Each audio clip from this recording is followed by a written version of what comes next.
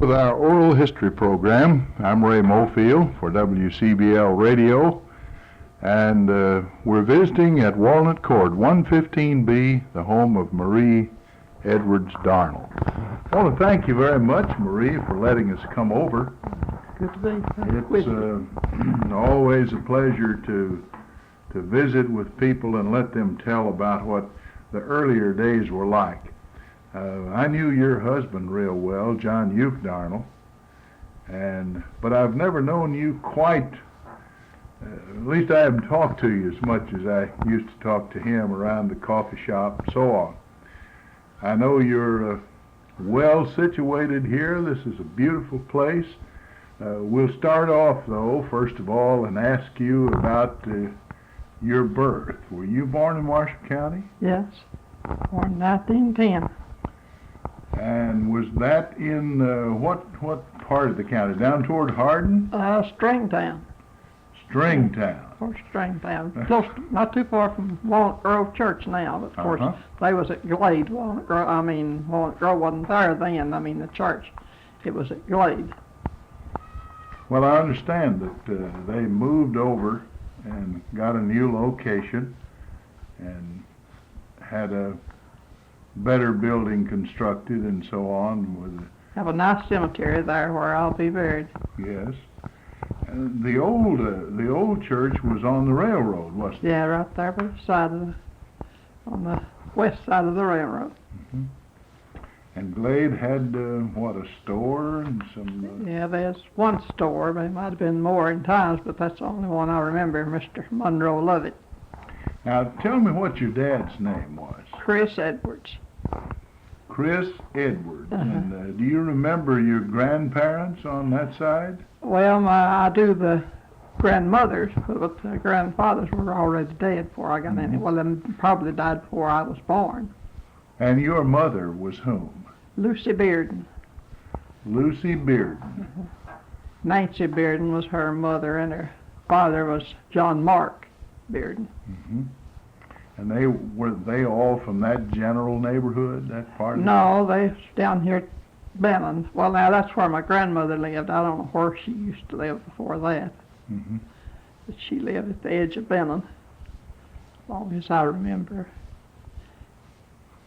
Well, tell us something about your early days, as early back as you can remember.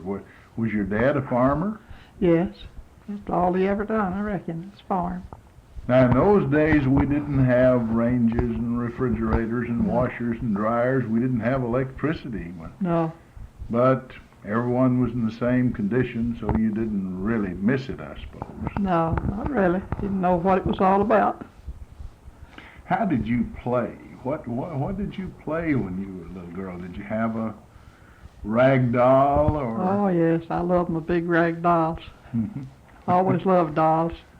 So boys would spin tops, I guess. And play marbles. Play marbles. Ball. And so forth. And the girls had skip rope and hopscotch and. Throw the ball over the house, called it Auntie Over. I remember that real well. Drop in the handkerchief, make a circle, go around, drop the handkerchief, and they'd try to catch each other. Mm-hmm. What was the name of the grade school you went to? Was it? It is Walnut Grove. Walnut Grove. Mm-hmm. Yeah, that's the only school I ever went to. Do you remember any of the teachers you had? Oh yes, Mr. Fred Harper. Now I think his name was Harper. I'm pretty sure it was my first teacher. Mm-hmm. Mr. Garfield Cole, Mr. Fred Thompson, and Paul Watkins was my last. And we was not too far from the same age. Mm-hmm. He taught school, they thought, before he was 18. I don't know if he did or not.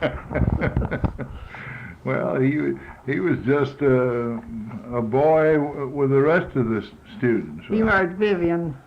Vivian White. Yes, brother. John White. Johnny White, they called him. I remember him. Yeah. I can remember hearing him preach a few times. Mr. Garfield Cope taught several years. I remember he told me once about Boris Utley would kind of cut up in his class a bit, And he kept warning Voris, and he said, now, Voris, you and I are going to lock horns one of these days. That was his way of saying he was going to get after him. Good teacher, all right. Yeah, well, Walnut Grove is a wonderful area. There was a good many great people graduated from there. Did your husband go to school at Walnut Grove also? Well, a little. He went to Liberty most of the time. Uh-huh.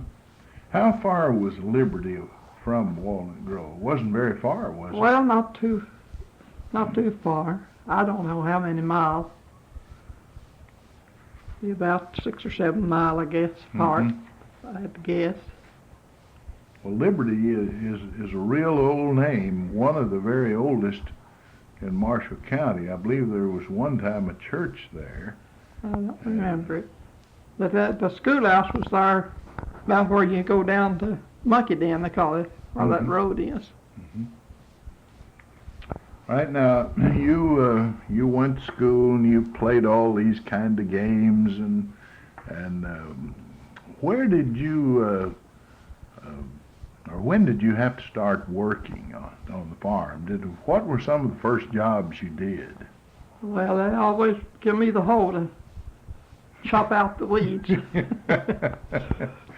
I had brothers, and I didn't have to do too much on the farm. A lot of the hoeing was done to the women and children, and I expect that was harder work than using a plow. That hot sun comes down, couldn't hardly take it.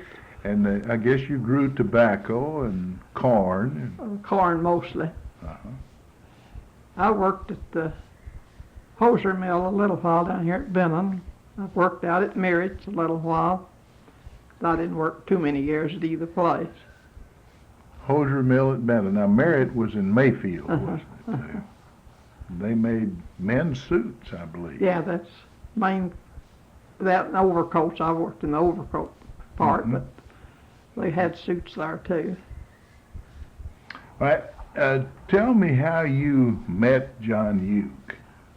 Well, I don't remember. I guess when I paid attention to him was in school. Because he did go to school some there at Walnut Grove. And that means you were sort of childhood sweethearts. Yeah, then, more or less. and lived in the same general part of the county. So I guess it just kind of fades back to where you don't really remember any specific incident that brought you together. No, not really. You were married then, and did you have any children? Yes, I have 2 daughters. Patsy Ferris married Joe Ferris. And Doris Smith, she is now, she married Wayne Dowdy, and he died, and then her and Nick Smith married. Now, Wayne Dowdy was did he work at Leon Riley Ford? Yeah, and that's practically all of his working days. And you have a grandson from that marriage that I can think of. Gary. Gary, and he worked at Riley's. I know he was a great mechanic. I believe someone told me that he was now service manager over at Princeton. Yes. Yes, he is. Well, I hated to see him leave Marshall County, but it's a better opportunity. So Yeah, in that sense, I'm job. glad for him. Jeff works at somewhere in Illinois. I don't know the name of the place. He's in some kind of car business, upholstery and stuff like that. And she's got a daughter, lives in Oklahoma, and her husband's Church of Christ preacher, Jeff Carter. Well, before you got electricity, tell us about how you heated the house in the winter. Big old fireplace. When I was at home, after marriage, we used stoves. Well, stoves gives you a little better heat. Yeah, it heats it up better than a fireplace. A little more uniform. Did you ever have your legs to mottle around the fireplace? Have them burnt, turn around, burn the other side. My feet would get frostbit. Yeah. I don't know what caused that, getting too cold, I reckon. Going to school, maybe. I know my mother's legs would look like marbleized effect, sort of. Yeah, they do that. Sit and burn on one side, as you say, and kind of freeze on the other. Have to turn around, change that. When you heard that it was going to be a real cold night, what kind of preparations did you make?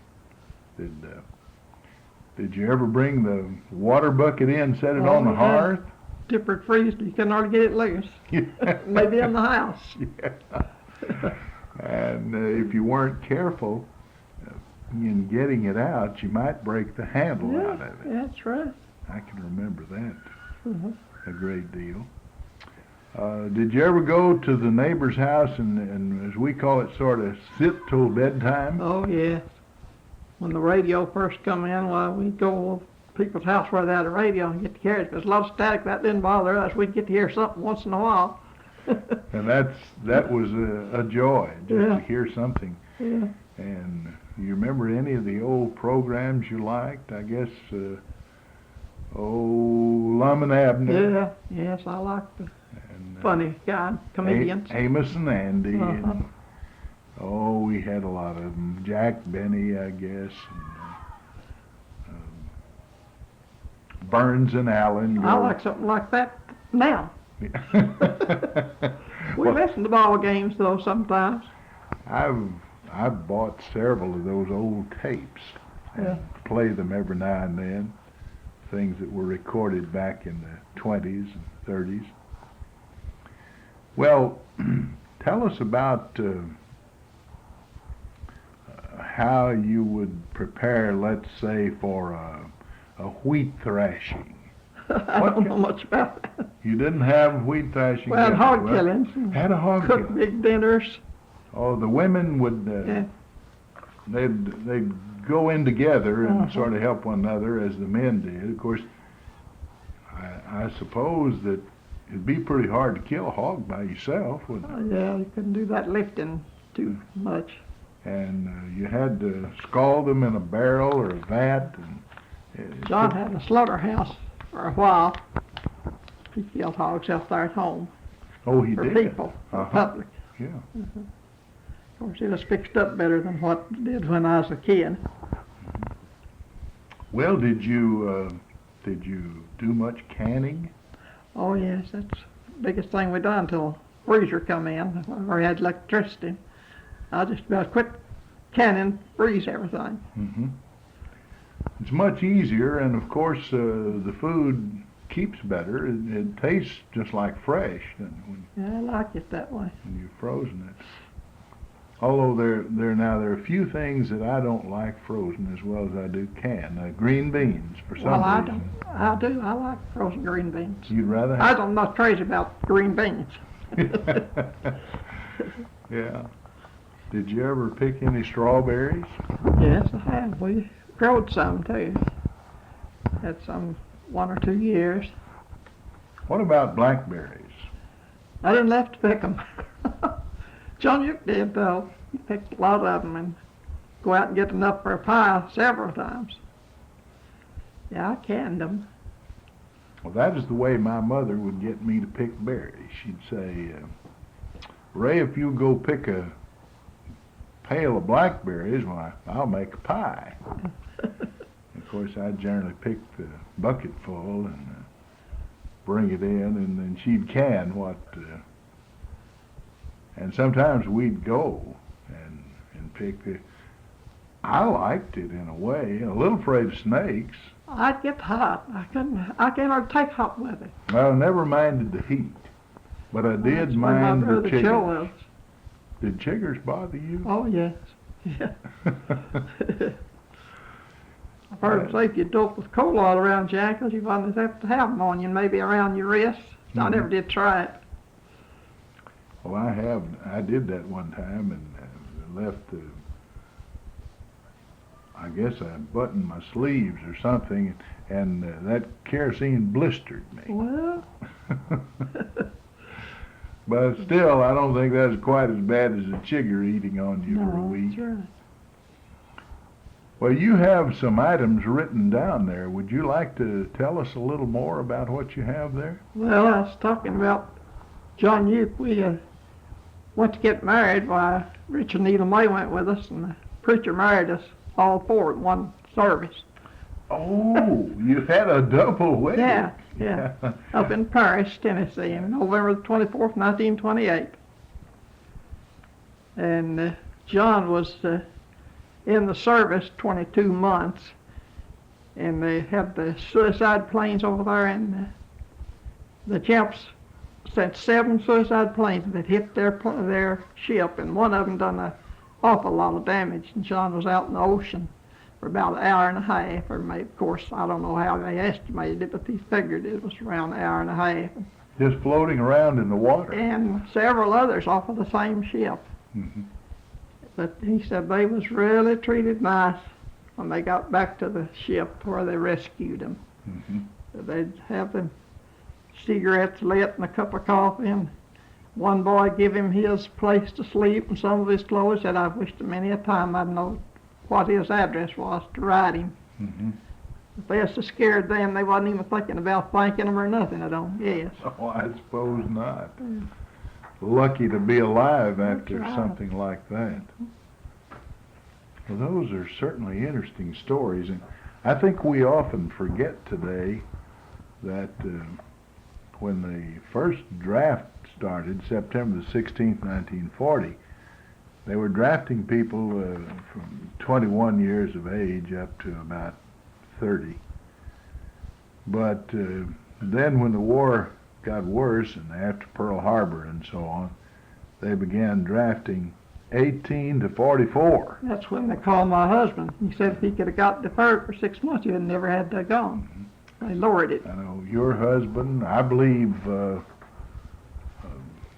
Clay Darnall was called. I don't know whether he ever had, some of them were called, and they changed it after, as you say, a year or so, and he might not have had to go. I can't remember for certain. Robert James Jackson went at the same time John did. They stayed together a little while. Mm-hmm. Might just been in boot training. And so John Uke went into the U.S. Navy. Uh-huh. They were drafting Navy and Army there in the worst part of the war before they saw it was about to end. Do you remember any places that he was sent? Was it the Philippines? Maybe he was in the Pacific Ocean area. Oh, there's one island, Iwo Jima, Uh-huh. and Saipan. Now those were really terrible battles. I remember at Iwo Jima, I believe that was the island in that area where the war correspondent Ernie Powell was killed by a sniper. The Japanese were very hard to dig out of those islands. Mm-hmm. They had the raising of the flag there, though, a famous picture at Mount Suribachi on Iwo Jima. So John Uke got in some of the very worst parts That's right. of the Pacific fighting. But he wrote me, he couldn't tell me much. He wrote me and said something about he got the pictures that I'd sent him wet. I knowed right then he'd been out in the water Mm-hmm. in a fight. Yeah. Well, those ships were comfortable as long as they were up. When you went down, there wasn't much place to go. But them chaps, of course, would get killed. Everyone that was in the plane got killed, but they was willing to do it. uh-huh. Yeah, they just like to rent the ship. They had to bring it back for repairs. I think John said didn't know whether it was worth repairing or not, but anyway, it was tore up pretty bad. A whole bunch of them got killed. We had the names a while. And some of them, I guess over half of them maybe got saved their lives. They talk about some of my dying. My mother and baby brother died during that flu epidemic that killed so many people. Oh, and was that Yeah. 1917, 18? 1918 is when she died, I think. She died the 17th of November, and my little brother was 16 months old, and he died the 19th. Mm-hmm. Well, that's just 2 days difference in their death. We all were sick, but my dad had managed to stay up and wait on us. Mm-hmm. Took double pneumonia. Oh, that was terrible. I think I read somewhere the worst flu epidemic in all history. Yeah. And it seems to me that there were more than 500,000 Americans that died. I know, I've heard my dad say that his father died in right about that, just about the time you were mentioning. Mm-hmm. And so I wasn't born until 1921, so I never saw my grandfather Mofield, but that flu epidemic killed him, along with your folks.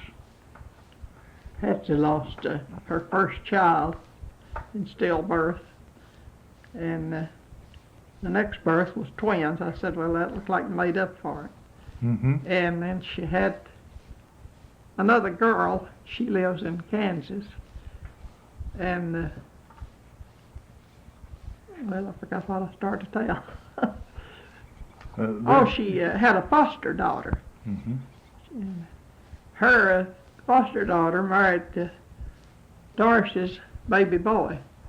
And I got a call once, said, well, how come Patsy's girl and Doris's boy to marry? Thought that's too close kin, you know? Yeah, they I thought they explained- were first cousins, didn't Yeah, they? But that they weren't was- really blood related No. at all. Cyril Sled called me and asking me about it. And I said, well, it was a foster daughter. Mm-hmm. Yeah, we think the world of her, too. Sherry True Love was her name. Mm-hmm. Do Sweet they girl. still live in Kansas? Well, now that's Patsy's baby girl. Sure enough, her own child is in Kansas. Yeah. Mm-hmm. Yeah. Have you ever been out there on a visit? No, I don't like traveling. I used to go to Alabama whenever Gail, Doris's oldest, our only girl, lived in Alabama. I think I went twice. But traveling bothers me. I'd Do rather you be- remember when you didn't have a car? Oh yeah. Well, now there's few getting cars before I married. I'd go to the door every time one passed. I wanted to see it. It was a little scarce. Yeah. Yeah, we didn't have a car most of the time Uh-huh. after we married. And then you got a radio, and that was a lot of company Yeah, to you. that's right. I still love my radio better than I do my TV. Oh, I like to listen to the radio. Of course, I'm on the road a good bit, and the only thing that you can pass the time with in a car. Yeah, that's right. John listened to his car radio, said his better than one I had in the house. He'd go out there and sit in the car and listen to a ball game. Well, now, didn't John play baseball some? He Yeah, used he to. enjoyed that. I thought I can remember when he played, and he was real good. They was playing down there at they call it the Tom Jones land, and was playing. I don't know if they was playing catch or actually playing a game, but anyhow, my brother Smokey Joe hit him in the eye. He wasn't John happened to not turn his head or something unexpected. And, Accident, of course. Uh-huh. yeah, that's before we married. Now I remember Smokey Joe. Wasn't he a sheriff or He deputy was sheriff? Deputy Sheriff Uh-huh. Jack Edwards, and he was chief of police a while too. Mm-hmm. Now, always a very pleasant individual. I liked him very much. Well, I had another brother, Robert Edwards, that worked in the Benton Bank a while. And I've got a Kay Edwards. He went to Jackson and got some of his education down there, and then he got a job in the bank, and I think he worked a little better than 40 years. That was all of his. Mhm. Well, now he did go to Detroit and make a little money and come back to go to school on. Mm-hmm. Did you never moved to Detroit? No, John went up there once and got a job and stayed about 2 days and didn't like it. Well, he decided just to come back to Marshall County. Yeah. Kay's the only one of the children, me and him, that's living, brothers and sisters. My sister and Smokey Joe and John all died in less than a year apart. I mean, in the same year. I mean, in less than a year's time. Oh, yes. Well, you know, we've just about used up our time. Is there anything else that you have there that you'd like to tell us before I think I just about covered it all. Now, you're living here at Walnut Court. It's a beautiful place. Was John here before he died? Oh yes, we moved the 3rd of August of last year, and he stayed here over a year. He died in June. No, he just liked from June to August on being here a year. Yeah, he made it fine till as long as he could go to Hardin, but after he got, well, he didn't like, but he could manage all right. But when he got to where he couldn't drive, he just didn't last long. You know, when a person grows up on a farm in a rural area, they usually don't enjoy the city too much. No. But still, when we moved out, we did live in Cole's Addition a little while. I bought a place out there while he is in service. And he wanted to go back to the farm, but then when he went back to the farm, he'd want to come back to Benton low for a little. Well, I certainly thank you. It's been real pleasant to me, and I'm sure to our listeners, to hear the story of your life and how things used to be and how they've changed up to the modern age. We've been visiting today at Walnut Court. 115B is the address of Marie Edwards Darnall, and we appreciate the opportunity of doing that and invite you every week to tune in at this same time for the Oral History Program, made possible by Shelby McCallum and WCBL Radio. We return you now to our studios.